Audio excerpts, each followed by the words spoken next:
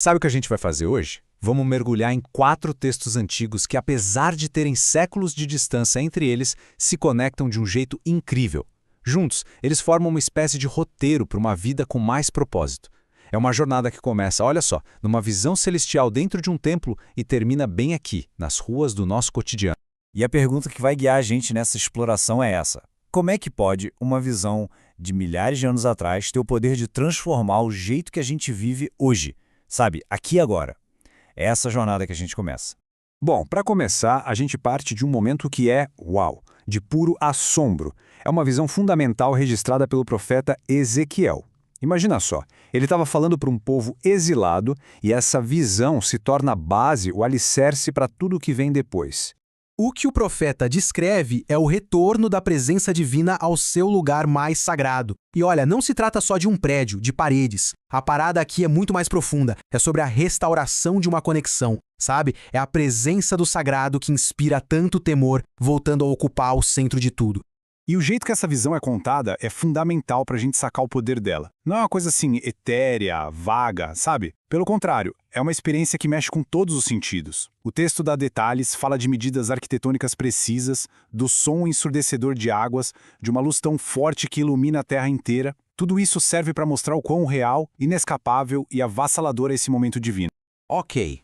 Diante de uma visão dessas, tão poderosa, a pergunta que fica é: e aí? Como é que se vive depois disso? Bom, a sabedoria antiga nos mostra um caminho. É aí que o livro de Provérbios chega e bota na mesa uma escolha. E olha, é uma escolha radical mesmo. Um verdadeiro divisor de águas. A tradição de sabedoria aqui vira de ponta cabeça a nossa ideia de riqueza. O valor de verdade não está no dinheiro, está no caráter. Integridade não é só uma qualidade legal, é o maior tesouro que alguém pode ter. E só para ninguém achar que esse papo de integridade é um peso, uma coisa chata, o Salmo 119 vem e dá outra perspectiva. A alegria que se encontra em viver assim, de acordo com esses princípios, é comparada à alegria de achar um tesouro.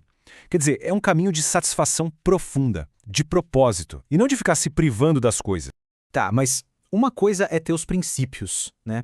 Outra coisa completamente diferente é tentar aplicar isso no mundo real, que é complexo, que é duro às vezes. Como é que essa sabedoria toda, essa alegria na integridade, sobrevive ao tranco da realidade?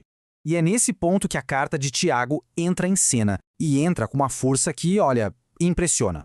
Ela foi escrita para comunidades que estavam lidando com muita desigualdade, e o autor não alivia. É um alerta direto, sem rodeios: quem escolheu o caminho perverso da riqueza injusta vai ter que encarar as consequências. A mensagem é bem clara: a injustiça cobra seu preço. E Tiago não joga palavras ao vento. Ele detalha as acusações. Não é uma crítica genérica à riqueza, não. É bem específico. Riqueza que apodrece, salários que não foram pagos e que clamam. Ele basicamente dá voz a quem foi explorado, conectando aquela falta de integridade de Provérbios com o sofrimento real, de carne e osso das pessoas.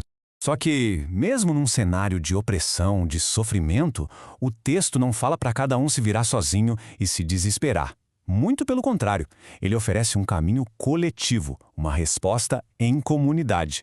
Então, beleza, o que fazer? Como é que um grupo, uma comunidade, deveria reagir quando está passando por perrengue, por injustiça? A resposta não é vingança, não. É uma série de práticas que fortalecem o grupo de dentro para fora. Pois é, aqui está tipo um guia prático para essa resiliência em grupo.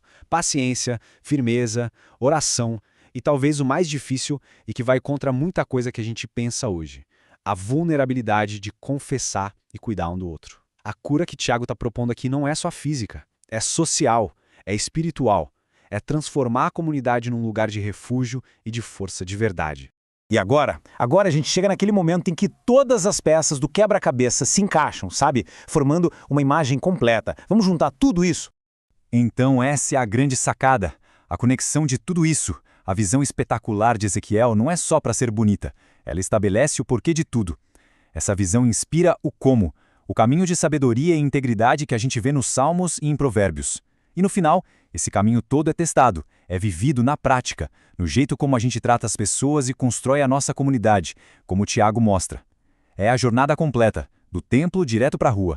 E no fim das contas, olhar para esses textos todos juntos deixa a gente com uma pergunta final, que não é sobre o que aconteceu há milênios, mas sobre o agora. Diante dessa estrutura toda, da visão ao caminho e do caminho à ação, onde, na nossa vida, esse roteiro começa a ser escrito hoje?